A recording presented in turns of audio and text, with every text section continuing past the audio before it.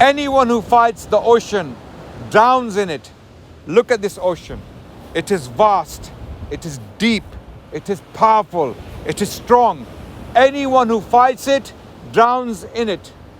The preservation of the Quran is like this ocean.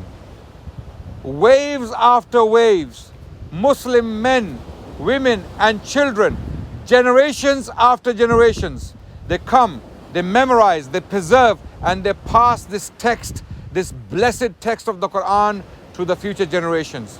Anyone who fights the ocean of the preservation of the Quran drowns in it. And this is how the Christian missionaries who are fighting the preservation of the Quran are drowning in it. One after another, every single one of those liars is drowning in it because they are fighting an ocean. We have an ocean of evidence to support the preservation of the Quran.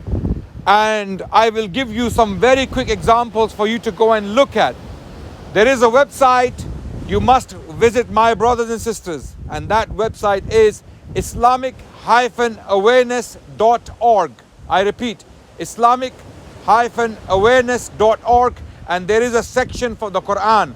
Go and click the manuscript section and you will see the manuscripts of the Quran from the lives of the companions of the Prophet Muhammad sallallahu alaihi wasallam, and they run into hundreds of examples. Not one, not two, not three. I'm talking about tons of examples of manuscripts written, actual original copies of the Quran written within the lives of the companions, the disciples of Prophet Muhammad, who took this Quran directly from the Prophet himself. We have all those examples, and when we read those copies, like I did in my video, one of my videos recently, they are exactly the same as what we read today. So the Quran and its preservation is like a sea. It's like an ocean, a vast, powerful, stable, wave after wave ocean. Anyone who fights it will drown in it. So all those Christian missionaries, every single one of them is going to drown in this ocean. You know why they are fighting it? Because they do not have an ocean like it. They don't even have a river. If the Christian missionaries had a fragment, a page of the New Testament from the life of Jesus Christ, they would ransom their life for it. They would run marathons. They would go around the world parading with the page, telling the world, we have a sentence. We have a page from the life of Jesus Christ. How dare you question the veracity of the New Testament?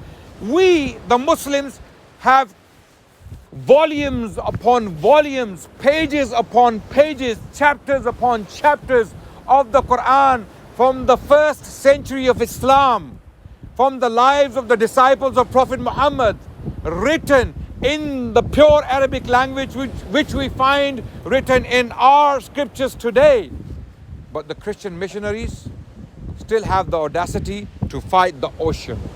The earliest example of the New Testament Christian missionaries have is almost 130 years apart from Jesus Christ.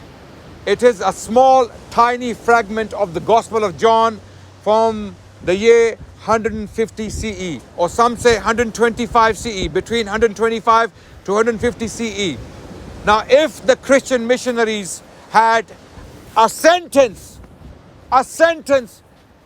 coming from the disciples of Jesus Christ, or from their lives in the New Testament, an example of it, a physical copy of it, they would run marathons and they would ransom their life for it.